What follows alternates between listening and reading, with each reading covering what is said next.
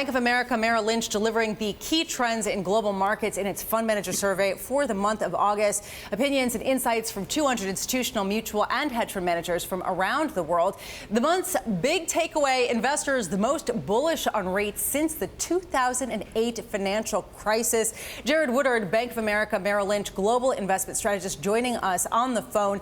Really important, Jared, that we're having this conversation right after that positive news on trade between the U.S. and China. How much of this pessimism and, frankly, of this bullish sentiment on bonds stems from the ongoing and escalating tensions between the U.S. and China? Hi, Lisa. Well, first of all, it's a really important survey because this was conducted, the week following the most recent escalation in the trade war. So we see a big swing in investor positioning as a result of this conflict. That's, in fact, our kind of number one takeaway is that trade war fears are clearly having a big impact now on growth expectations. They're back to the lows of June from this year, and at the same time, you're seeing soaring and risks of recession among investment professionals at an 8-year high.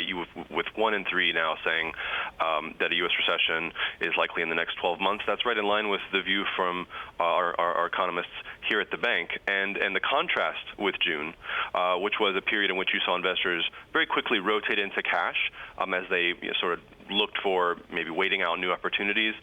You've seen a very different rotation this month. Instead, investors sold equities sharply, especially sectors like industrials with a lot of exposure to trade, and instead rotated into bonds. So you're seeing a much more permanent allocation now, a much more kind of heavy heavy move into deflationary stagnation type sectors and assets, suggesting to us that as the trade war rolls on, investors are starting to take it more seriously as a permanent feature of the landscape and less as a buyable dip. Jared, this raises a question, especially as we get this breaking headline that the U.S. plans to delay tariffs on some China imports until December 2015. Yet another softening in the rhetoric from the U.S. now in U.S. and China trade negotiations. China coming out and saying that they do plan to speak with the U.S. delaying tariffs.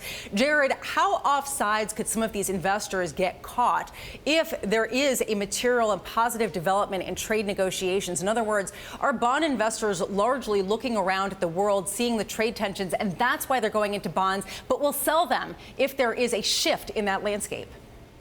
Well, as we know, there's a lot more liquidity in cash than there is in fixed income markets at any given point. And so the fact that investors are now committing so aggressively to bonds, to duration, to credit in the face of positive headlines on any given day suggests that they're taking these day-to-day headlines with a little bit more skepticism than they were 1, 3, or 6 months ago. It is a big risk of investors being caught offside. In fact, one of the things we highlight in our report is that the rotation from out of cyclical assets into defensive assets leaves investors very exposed from a contrarian point of view toward upside risk in the third quarter. We see an improvement in macro or inflation data, we see meaningful progress, it definitely sets the stage for a savage rotation out of bonds and into inflation assets, especially cyclical value.